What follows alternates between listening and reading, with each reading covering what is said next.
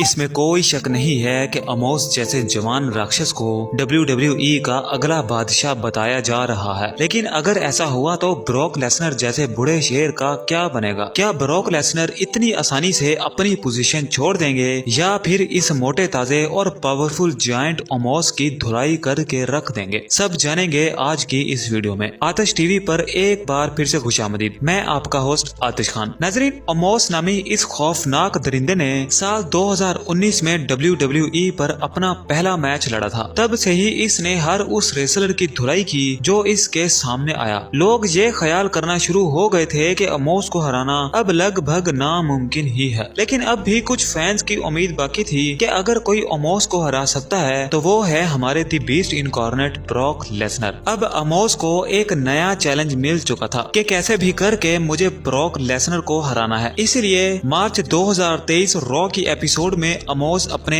Manager के साथ सरेआम ब्रॉक लेसनर को ललकारता है। ये दोनों बेवकूफ ब्रॉक को कहते हैं कि तुम WWE के सुपर हीरो अभी तक इसीलिए ही बने हुए हो क्योंकि तुमने कभी अमोस का सामना ही नहीं किया। अगर तुम्हारे में इतनी हिम्मत है तो रेसलमेनिया 39 में अमोस का मुकाबला करके दिखाओ। इसी बीच ब्रॉक लेसनर आ जाते हैं और ब्रॉक लेसनर के आते ही ऑडियंस में भी जान आ जाती है कि आ गया है हमारा मसीहा। रिंग में आकर ब्रॉक और अमोस दोनों हैंडशेक करते हैं, लेकिन अमोस थोड़ी अकड़ दिखाता है और ब्रॉक लेसनर को धक्के मारकर रिंग से बाहर कर देता है। ब्रॉक लेसनर की इस बेइज्जती पर फैंस ये सोच रहे थे कि अब ब्रॉक गुस्से में आकर अमोस को यहीं पेल कर रख देगा, लेकिन फैंस भी हैरान रह गए जब ब्रॉक लेसनर चुपचाप चैलेंज एक्सेप्ट करके चले गए। लोगों ने ये सोचना शुरू कर दिया कि शायद ब्रॉक डर गए हैं, लेकिन इनको क्या पता था कि ब्रॉक आखिर किस बला का नाम है। अब ब्रॉक लेसनर ने रेसलमेनिया 39 में लड़ने के लिए अमोस का चैलेंज तो एक्सेप्ट कर लिया,